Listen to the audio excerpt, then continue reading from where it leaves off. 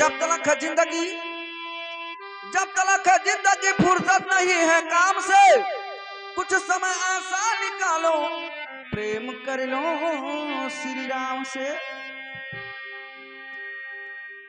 और बैठल रोवे ली गुजरिया हो, और बैठी के रोवे ली गुजरिया हो, चुंदरिया में दाग लग गई। बैठी के रोवे ली गुजरिया हो, चुंदरिया में दाग लग गई।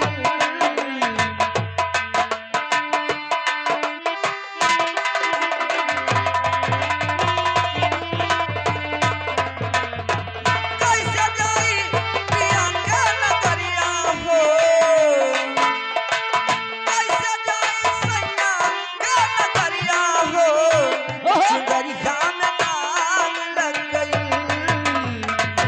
बैठी के रोवे गुजरिया हो, चुंदरिया में दाग लग गई।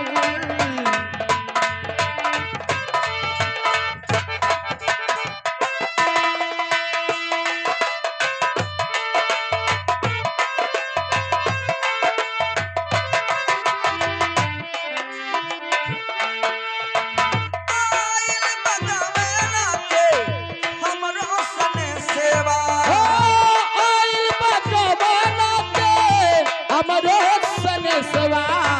जाए काम हमारो के पीवा के दे सेवा। जाई के हमारा के पीवा के दे सेवा। कांच बाड़े जय हो, कांच बाड़े हमारो उमरिया हो, चुंदरिया में दाग लग गई। कांच बाड़े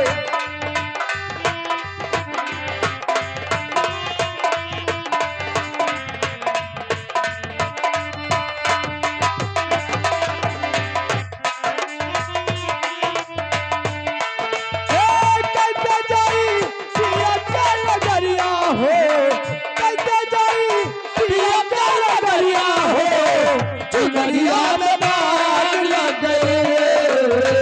कैसे जाई रोवेली गुजरिया हो, चुनरिया में दाग लग गए। हेलो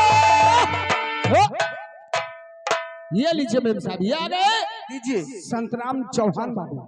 अच्छा ये संतराम चौहान बाबू लोलियनपुर वाले, ये बच्चे के न्यौछावर में आप लोग के कार्यक्रम पर 21 रुपया दे रहे हैं पार्टी की तरफ से, उन्हें हार्दिक अभिनंदन स्वागत किया जा रहा है। लेकिन मेम साहब क्या है? सोहर का फरमाइश है, ससुरे के रूठली तिरीवा कैसे? अरे ससुर के रूठली तेरी नहीं हरवा उठी